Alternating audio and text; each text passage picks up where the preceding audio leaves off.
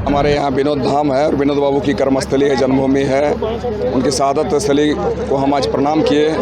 उनसे हम आशीर्वाद लेना चाहते थे कि आने वाले दिनों में हम झारखंडियों की बेहतर लड़ाई को लड़ सकें। जिस तरीके से विनोद बाबू ने इस झारखंड को बनाने के लिए अपना योगदान दिया, निसंदेह झारखंडियों को उसका उचित हक, अधिकार और सम्मान दिलाने के लिए हमें जो कुछ भी करना पड़े हम करेंगे, न रुकेंगे न झुकेंगे। सबसे पहले तो वही करते थे, अब समझ लिए सबसे बड़ा बेवकूफ़ कौन है। दूसरी बात है कि ये जो 1932 की बात सर, हम तो हमेशा ही कहते हैं कि खतियान हमें दे दीजिए। 1932 चूँकि उससे पहले भी कुछ जगह सर्वे हुए हैं, उसके बाद में भी हुए हैं, तो खतियान हम कहना चाहेंगे कि जिसके हाथों में है खतियान वही हमारी झारखंडी की निशान। तो जिनके हाथ में है खतियान उन्हें ही तृतीय और चतुर्थ वर्ग की नौकरियों में नियोजित कराए जाने चाहिए।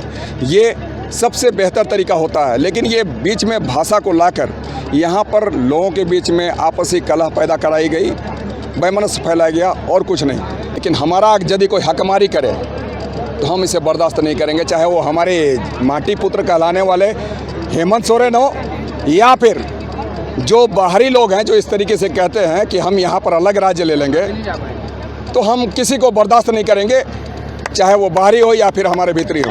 जो हमारे हक को छीनने का कोशिश करेगा, जो हमारी पहचान मिटाने का काम करेगा, उसके विरोध में अमित और उसके साथ उसके सहयोगी और आप जैसे लोग जो यहाँ के धरती पुत्र हैं, उनके साथ मिलकर हम उस लड़ाई को लड़ेंगे। बिल्कुल ये भारतीय जनता पार्टी वाले सही कह रहे हैं, लेकिन ये भारतीय जनता पार्टी वाले जो 17 साल में अपना कार्यशैली जो किए हैं, उससे वो कितने खुश हैं पता नहीं। और उससे हम झारखंडी मानस जितने भी हैं, झारखंड के लोग जो झारखंडी खतियानधारी हैं, हम कहाँ तक कितने पीछे चले गए हैं, ये आज हमें दुख दर्द है। और ये शायद वो भारतीय जनता पार्टी और आजसू वाले लोग भी जानते हैं। अगर ये भारतीय जनता पार्टी और आजसू पार्टी इस झारखंड के प्रति उतना ही प्रेम दर्शाते तो आज से पहले इन 17 सालों में जो उन्होंने सिर्फ और सिर्फ मलाई खाने का काम किया है, सरकार में रह के यहाँ पर अपनी जेबें भरने का काम किया है, भ्रष्टाचार और भूख को बढ़ावा देने का काम किया है, तो हम समझते हैं कि ये बात उन लोगों को कहना शोभा नहीं देता। अगर वो खतियान नीति बना देते, स्थानीय नीति बना देते, खतियान आधारित नियोजन नीति बना देते, खतियान आधारित, तो आज ये सब दिन हमें देखना नहीं पड़ता। तो आज वो किसी के बारे में क्या बुराई कर ले, वो खुद ही आज दलदल में फंसे हुए व्यक्ति हैं जिन्होंने ये दलदल बनाकर चला है। Giridih is a small place, and we have like very less facilities in terms of education and this kind of infrastructure.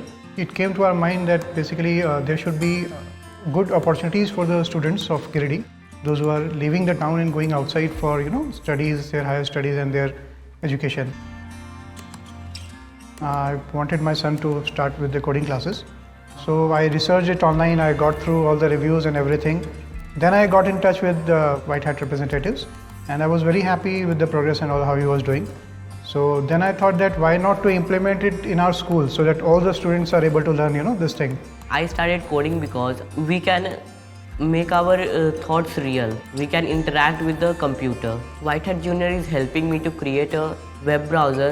And I think on this part, White Hat is actually leading, on this coding platform. It is definitely a very good platform and one should implement in every school.